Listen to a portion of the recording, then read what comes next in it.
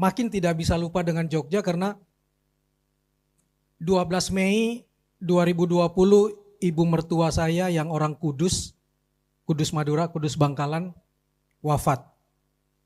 Di antara 12 Mei dengan 12 Juli, anak perempuan saya melahirkan secara prematur. Di perjalanan menuju ke makam ibu mertua.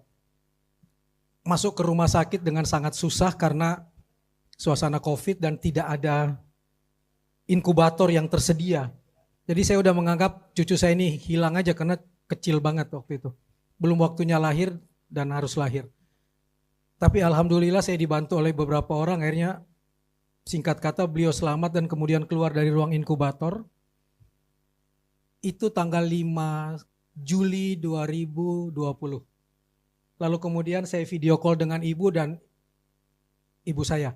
Dan ibu saya bahagia betul melihat ada cucu dari saya karena saya belum dapat cucu dari saya, padahal saya anak sulung. 12 Juli ibu saya masih main tenis meja karena ibu saya pelatih tenis, tapi karena pandemi COVID dia main tenis meja, lalu kemudian ngumpulin anak cucu kecuali saya. Saya tetap di Jakarta karena nggak bisa pergi dan karena sejumlah keluarga istri saya wafat dan saya harus ikut kayak karantina, nggak boleh kemana-mana walaupun negatif kan. Bolak-balik seperti itu.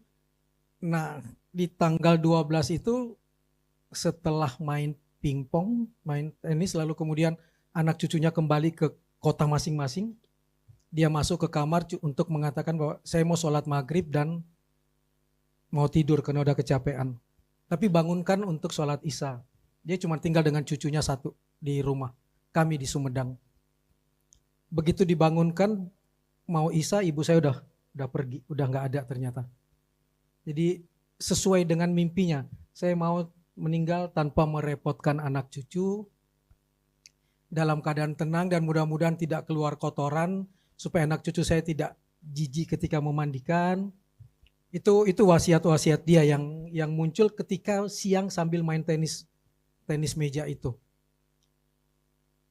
Saya nggak nyangka tiba-tiba ditelepon bahwa ibu pergi, nggak ada sakit, nggak ada apa, dan saya dengan ibu cuma berbeda 14 tahun. Jadi ibu saya adalah teman bermain saya. Bahkan waktu SMA di Sumedang kan ada jam malam zaman itu. Nggak boleh keluar malam jam 7. Satu hari saya dengan ibu ke apotik. Tertangkap basah sama kepala sekolah dan dibilang saya disetrap karena dianggap melanggar jam 7 dan pergi dengan pacarnya keliling kota Sumedang. Padahal itu ibu saya, sehingga ibu saya harus membuktikan bahwa dia memang ibu saya. Karena ibu saya sangat muda karena pemain tenis. Kalau nampar orang bisa pakai kaki karena taekwondonya pelatih taekwondo. Jadi sangat atletis dan sebagainya dengan rambut yang cepak.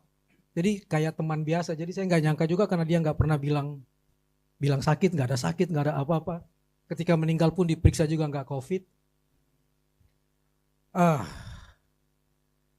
Saya kehilangan dua orang yang paling bangga kalau saya muncul di televisi, kalau bikin buku, ibu dan ibu mertua. Itu yang membuat saya sangat kehilangan.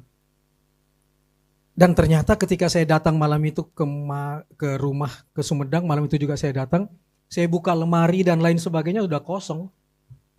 Sudah kosong dan ternyata dia sudah bikin acara perpisahan di tempat dia melatih dan main tenis.